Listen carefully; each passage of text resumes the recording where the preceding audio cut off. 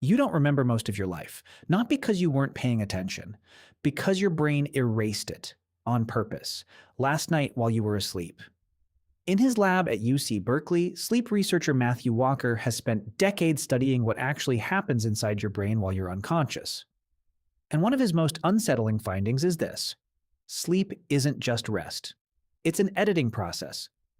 While you're asleep, specifically during deep, slow wave sleep, your brain goes through everything you experienced that day and makes a decision, memory by memory. Keep this, discard that, strengthen this connection, let this one fade. You are not a camera, quietly recording your life in full. You are being edited every single night by something that isn't asking your permission. Here's the mechanism behind it. During the day, your brain forms new connections between neurons for almost everything you experience. The conversation you had, the song on the radio, the argument, the meal, the stranger's face on the train, that's an enormous amount of raw material. Far too much to keep. So while you sleep, your brain performs what researchers call synaptic pruning, physically weakening or dissolving the connections tied to memories it decides aren't worth keeping. Estimates vary, but the pattern is consistent across the research. The vast majority of what you experience in a day never makes it into long-term memory at all. Less than 1% of your waking life becomes something you'll still have access to a year from now, not because your brain failed to notice it, because it noticed and chose to let it go. This isn't a flaw in the system. It's the system working exactly as intended. A brain that kept everything, every face, every meal, every forgettable Tuesday, wouldn't be sharper. It would be flooded, buried under so much undifferentiated detail that finding the thing that actually mattered would become nearly impossible. Forgetting isn't your memory failing you. Forgetting is your memory doing its job. But here's the part that changes how you should think about your own past. The moments that do survive, the ones you can still call up years later, weren't saved randomly. Walker's research, along with decades of memory studies before him, points to a consistent pattern. Emotional intensity is one of the strongest predictors of what gets kept. Moments tied to fear, love, embarrassment, grief, or triumph get flagged by your brain as significant and are far more likely to survive the nightly edit than something emotionally flat. Which means your past isn't a neutral record of what happened. It's a highlight reel your brain assembled, based on what it decided mattered, not what actually took up the most time, or what a stranger watching your life would have called significant. The version of your childhood you carry around isn't your childhood, it's the parts of your childhood your brain voted to keep. And there's a stranger twist to this. Every time you recall a memory, you're not pulling up an untouched original file. Research on memory reconsolidation, going back to work by Karim Nader in the early 2000s, found that the act of remembering something makes that memory temporarily unstable. It has to be resaved, restored, essentially rewritten every single time you bring it back up, which means the memory you have right now isn't the same memory you had the first time you recalled it. It's been rebuilt slightly on every single recall. A story you've told 100 times isn't the same story anymore, it's the 100th draft. This also explains something you've probably noticed after a bad night of sleep. It's not just that you feel tired, it's that things don't stick. Researchers studying sleep deprivation have found that skipping the deep, slow-wave stages of sleep doesn't just leave you groggy. It interrupts the editing process itself.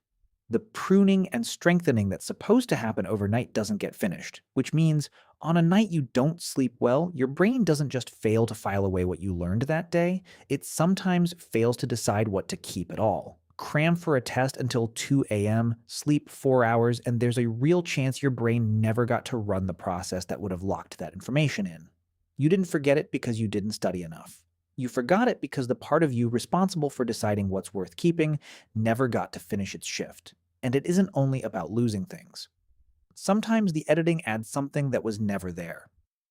In the 1990s, psychologist Elizabeth Loftus ran a study that's become one of the most cited in memory research.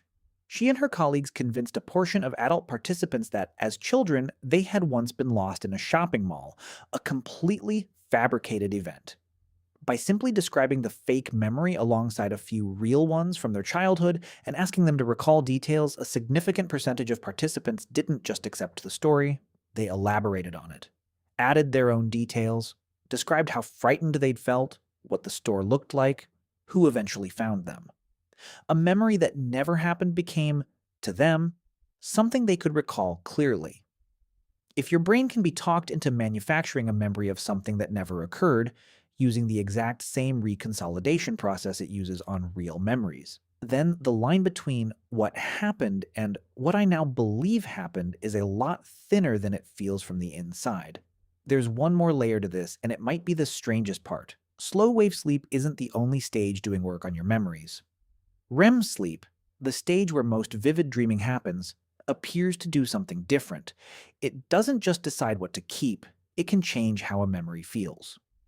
Walker's research suggests that during REM sleep, the brain reactivates emotional memories while chemically dialing down stress hormones like noradrenaline.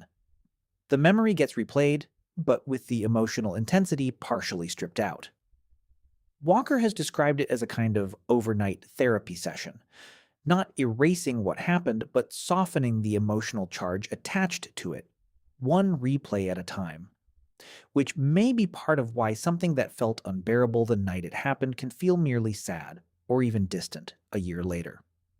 The event in the memory didn't change.